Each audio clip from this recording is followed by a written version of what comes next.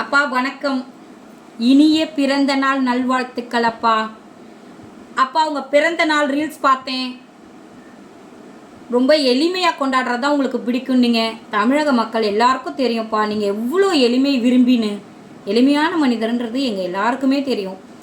அப்புறம் சொன்னீங்க உங்கள் கழக உடன்பிறப்புகள் எல்லாரும் கழக அரசு சாதனைகளை உங்களோட ஒவ்வொரு பிறந்த நாளுக்கும் பொதுக்கூட்டம் போட்டு சொல்லுவாங்க மக்களுக்குன்னு சொன்னீங்க. ஆனால் இந்த முறை மொழி பிரச்சனையே நாங்கள் மக்கள்கிட்ட கொண்டு போகிறோம் பிறந்த நாளுக்காக அப்படின்னு சொல்லியிருக்கீங்க. ஏன்னா வேற வழி இல்லை, எந்த சாதனைகளும் நீங்கள் செய்யலை.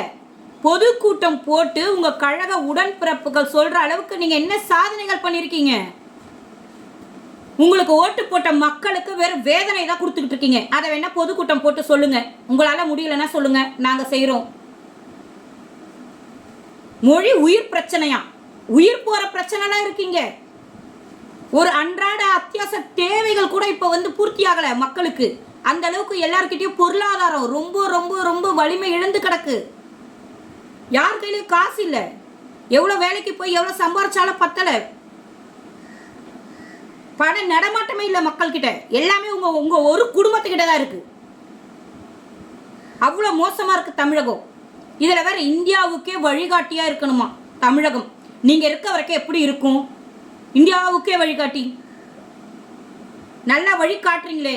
கள்ளச்சாராயம், போதை பழக்கம், இளைஞர்கள்லாம் இப்போ எப்படி இருக்கிறாங்க?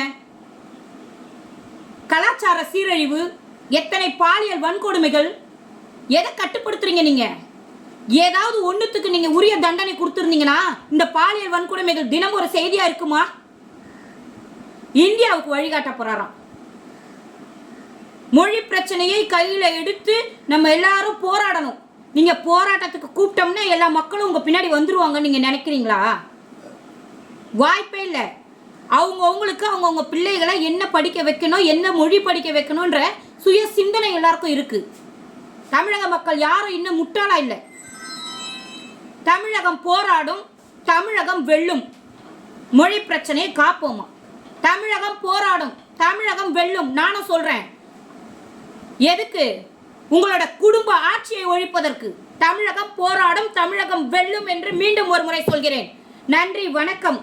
மீண்டும் ஒரு முறை சொல்றேன், இனிய பிறந்த நாள் நல்வாழ்த்துக்கள் அப்பா. நன்றி.